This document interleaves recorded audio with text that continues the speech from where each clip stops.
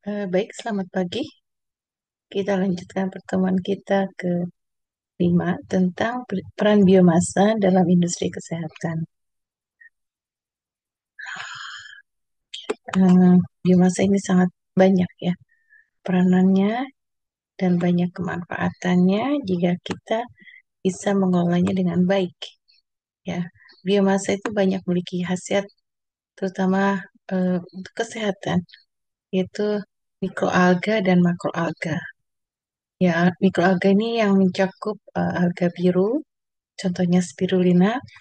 Kita tahu banyak ya produk-produk dari alga spirulina yang bisa memberikan khasiat pada kesehatan, ya, membantu regenerasi jaringan, membantu pemulihan pada mereka yang sudah sakit, yang sakit maka pemulihan recovery dengan spirulina. Kemudian alga hijau, chlorella juga ini sangat bagus ya karena banyak bahan bioaktif yang dikandungnya. Makroalga itu sendiri ada 3 divisi utama ya, klorofisi, biofisi, dan rodofisi atau alga merah. Alga biru atau butin alga ini bisa berfotosintesis karena memang ada tidak terdapat kloroplast tapi memiliki karotenoid. Ya, alga hijau pada alga hijau memiliki klorofil, berkaroten, dan juga kloroplast. Namun jenis alga ini tidak bisa mengimbangi atmosfernya nitrogen. Ya. Nah, alga ini adalah penghasil karotenoid terbesar. Lebih dari 40 karoten dan saltofil telah diisolasi dan dikarakterisasi dari mikroalga. Mikroalga merupakan sumber alami untuk berbagai senyawa penting termasuk pigmen. Beberapa jenis mikroalga hijau seperti Dunaliella dan Haematococcus pluvialis itu menjadi merah ketika mengakumulasi karotenoid dan konsentrasi tinggi pada kondisi stres. Jadi berbagai jenis mikroalga ini karena kandungan dia karotenoid itu sangat tinggi ya, maka pada saat eh, keadaan tinggi konsentrasinya dalam keadaan stres, misalnya kurangnya oksigen dan sebagainya, dia bisa berubah menjadi merah ya. Dan ini karotenoid ini sangat penting bagi kita sebagai bahan antioksidan bagi tubuh.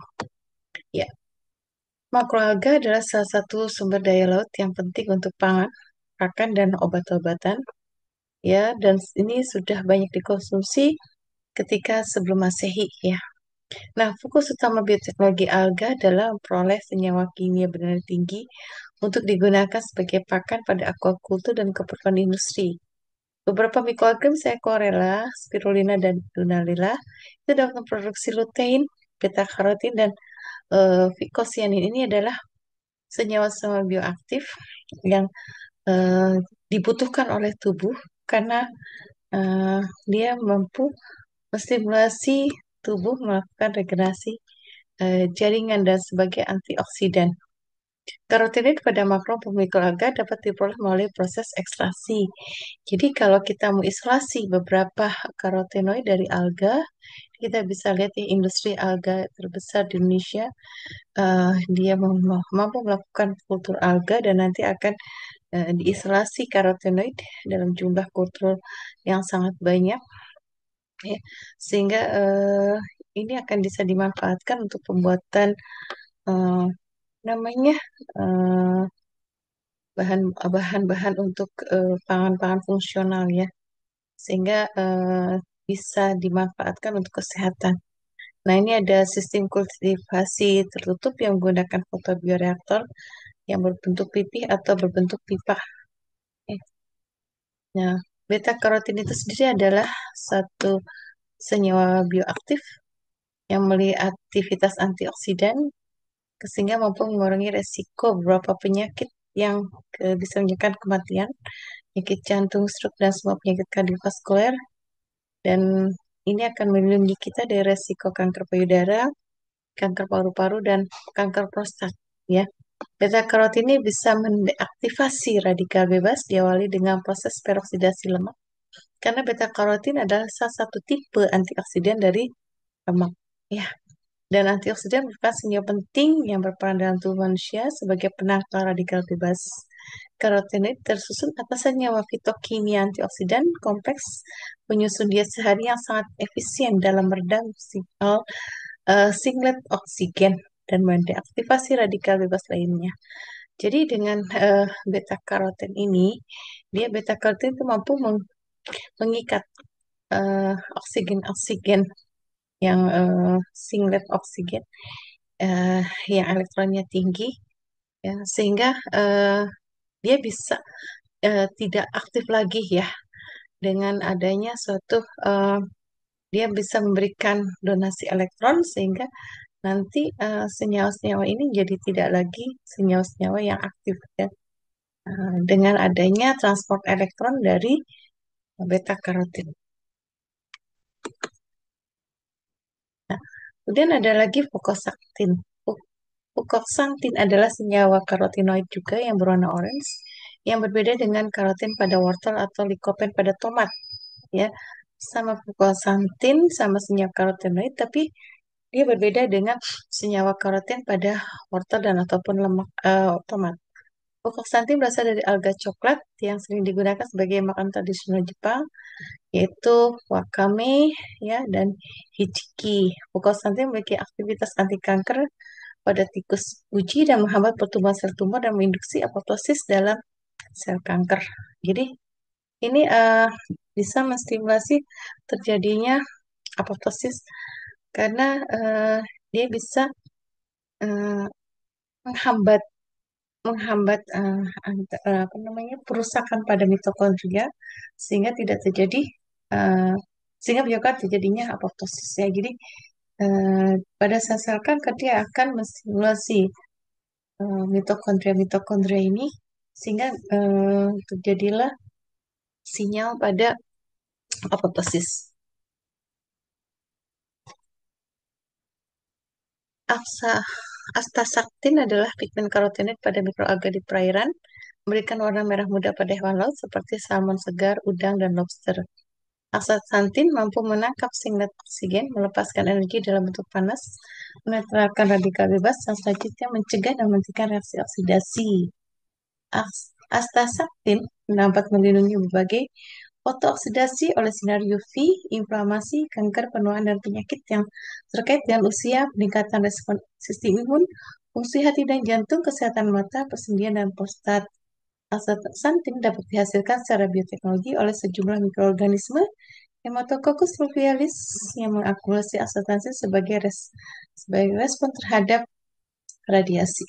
Jadi, astaxanthin ini adalah pigmen karotenoid di mikroalga dan ini bisa ada di beberapa hewan laut ya dan ini sama sebagai peranannya dalam antioksidan karena mampu menangkap singkat oksigen yang bersifat radikal bebas ya sehingga dia bisa menetralkan dan mencegah reaksi oksidasi dan aksatasi ini bisa melindungi kita dari sinar UV, inflamasi yang tadi peranannya dengan menangkap sinyal oksigen ya yang bebas dan eh, dia juga bisa mensimulasi respon imun ya sehingga ini fungsinya bisa mencegah terjadinya penyakit kanker.